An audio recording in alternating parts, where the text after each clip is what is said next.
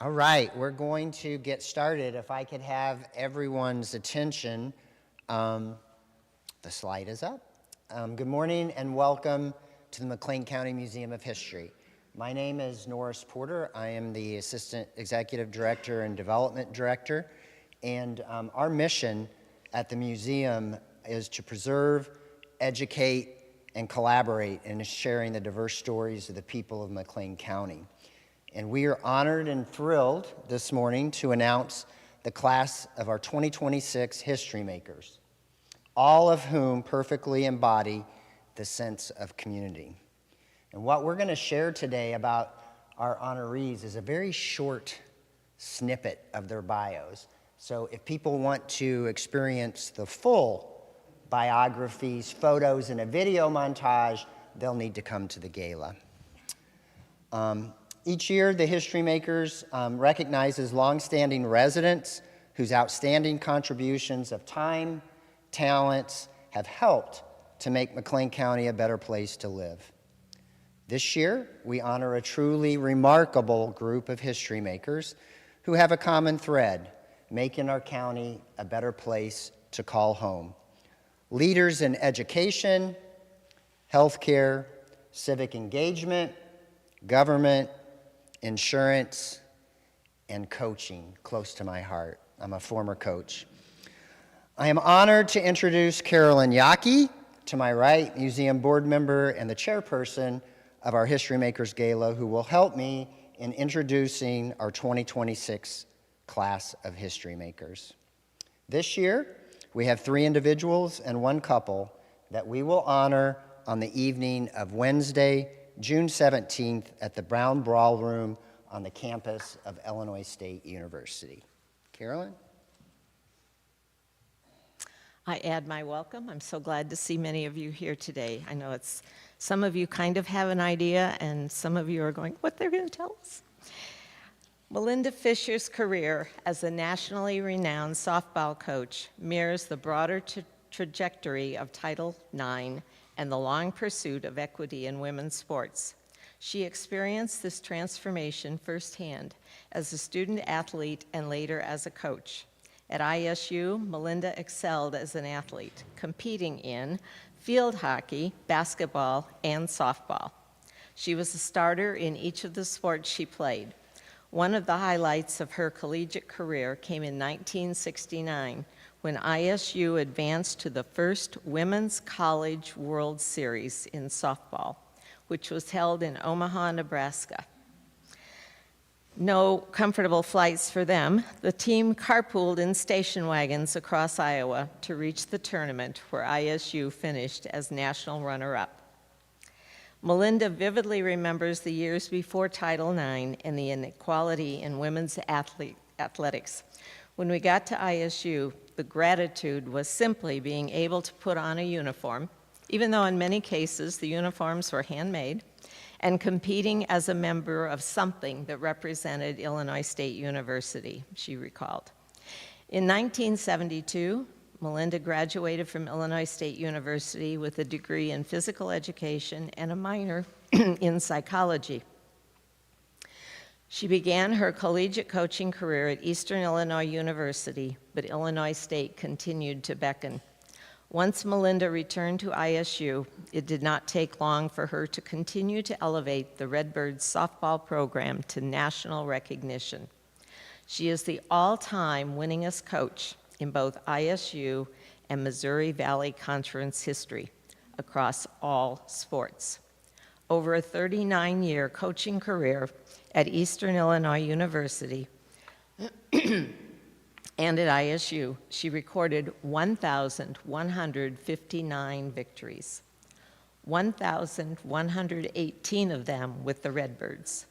That ranks her as the 18th winningest coach in NCAA Division I softball history. Under her leadership, ISU won 10 Missouri Valley Conference titles, 5 Missouri Valley Conference tournament crowns, and competed in numerous regional and national tournaments.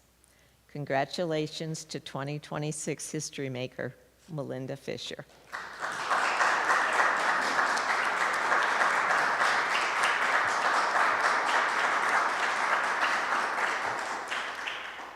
and I love this picture of Melinda. A couple of things. She's the winningest coach in the Missouri Valley of both women and men's sports. That's all sports. So, and the softball field at Illinois State University is being named for Melinda Fisher, and on April 11th it will be dedicated. I think it's an Indiana State game. Yeah, so if anybody wants to participate in that, you can go. And welcome to our online live streamers. I forgot to welcome them. This will be available on the museum's YouTube channel after the event. All right, History Maker number 2. At his father's service station in Farmer City, John McIntyre, known today as Coach Mac, learned a strong work ethic and a commitment to customer service that would shape his life as an educator, insurance agent, coach, and eventually as chair of the McLean County Board. At Farmer City's Moore Township High School, now Blue Ridge High School, McIntyre was a strong student and star athlete, earning 13 letters in baseball, basketball, and football, track and field as well, all while serving on the student council and senior year as president of his class. John completed his college education at Illinois Wesleyan and Illinois State Universities, and following graduation, John's career spanned roles in education as a coach, counselor, teacher, and driver's education instructor. Take your life in your hands as a driver's ed instructor. Few today remember when the community was home to the Twin City Trojans, a semi-professional football team in the 1970s. John both played for the Trojans and refereed high school and college sports during that era. His lifelong involvement in athletics and officiating has been recognized with induction into the Illinois High School Football Coaches Association Hall of Fame in 1995, Central Catholic High School Hall of Fame in 1998, and Bloomington Normal Officials Association Hall of Fame in 1983. He also coached in 5 Illinois State High School football championship games. Public service remained a constant thread in John's life. In 1980, Democrat Dale Dean persuaded Republican John McIntyre to run for the McLean County Board. He served from 1980 to 1988, chairing the Health, Human Services, and Recreation Committees. After retiring, he returned to the board in 2008 and served through 2023, including multiple terms as board chair. Beyond his service on the McLean County Board, John has contributed his leadership and time to numerous community boards and committees. Congratulations to 2026 History Maker, John McIntyre.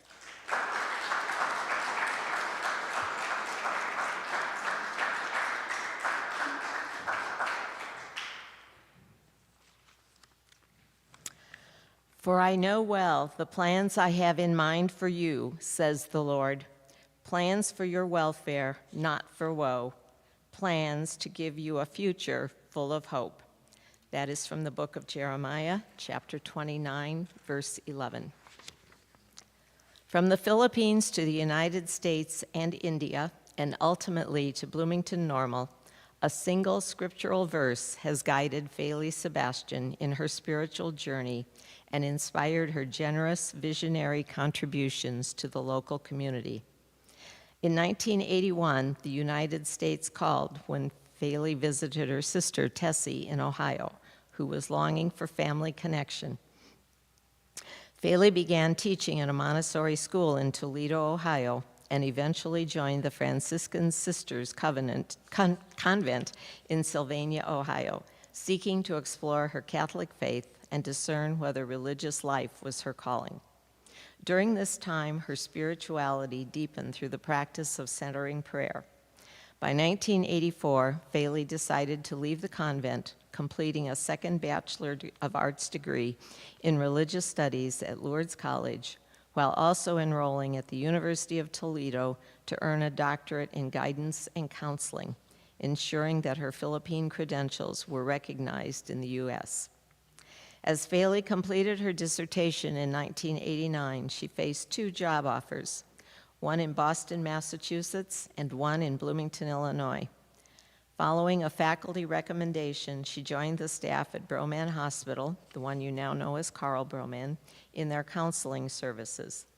From 1997 until 2011, Faley operated her own private counseling practice. Later, a surprising new chapter brought romance and renewed purpose. Through Match.com, she met James Moeller, whom she married in 2011 at Holy Trinity. Around the same time, her vision for a recovery transition house for women became a reality with Labyrinth House, offering formerly incarcerated women support and community. Building on this work, Faley co-developed with Mary Campbell, Dreams Are Possible, a program helping women gain skills and confidence for higher paying employment.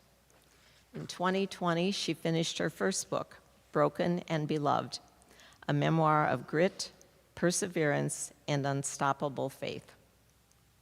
Faley has been involved with many boards and additional community projects that help to make McLean County a better place to live. Throughout her journey, she has woven together faith, service, and community. Congratulations to 2026 History Maker, Faley Sebastian.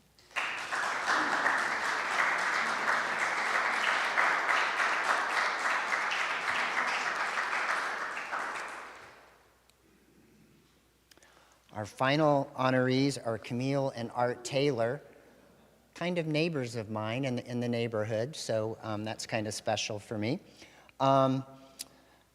Always willing to lend her voice, Camille Taylor is a long-standing McLean County human rights activist, educator, and advocate for justice. Art Taylor is a college basketball scholar who never played a game and has a steady voice for fairness and thoughtful listening in McLean County.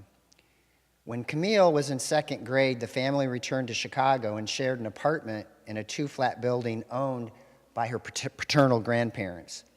It was St. Anselm's Catholic School that Camille met a classmate named Art Taylor, who would later become her life partner.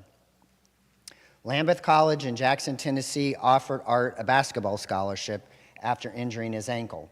Art was unable to play, but the college honored his scholarship. Instead, he became the team's stat man, publicist, van driver, all-around assistant, immersing himself in the game he loved in a different way. As a leader in the Black Student Union, he was elected student body president. Art gained leadership experience as an activist while a student. Art and the college's small cohort of 35 black students went to the president's office to protest a professor using a textbook that promoted the Civil War lost cause narrative, praising the Confederacy. The textbook was eventually removed from the curriculum, though it remained available in the library. Determined to become a teacher, Camille enrolled at Illinois State University. After she and Art had stopped dating, she married James Mason at age 18. Later, returning to ISU in 1975 and living in Cardinal Court, Camille found her voice as an advocate. Her son attended childcare at Turner Hall, and when she was asked to serve on the ISU Child Care Advisory Board, she spoke out against fee increases that would burden low-income students. After earning a degree in political science, Art began a career in retail sales that years later would lead him to State Farm, where he would retire after 18 years with the company. As a senior business analyst, State Farm drew on Art's insight and leadership to help develop its internal diversity, equity, and inclusion training program. Camille graduated from ISU in 1978 with a degree in special education, after which she joined Unified School District in Normal, where she would remain for 34 years.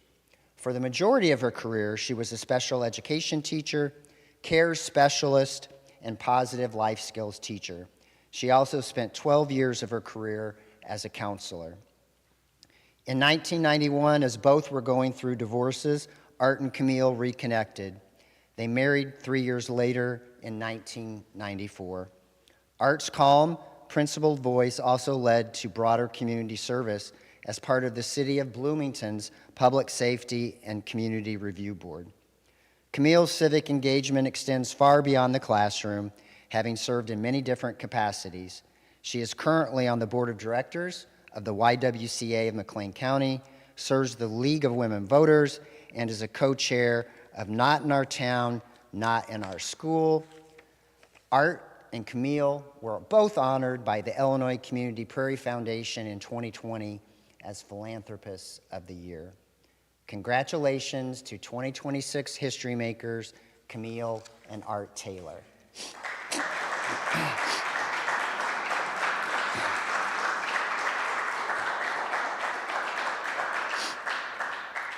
So, I think we have a pretty good group of history makers to celebrate and honor on June 17th. Tickets for the 2026 History Makers Gala are now on sale. My assistant, Brandy Maloney, has flipped the switch, and you can find it on our website. Reservations can be made at the museum in person by calling at 309-827-0428 or available online at mchistory.org. Tickets are $100 for the general public, $75 for museum members, and proceeds support the museum's free programming and subsidize our educational programs in the community.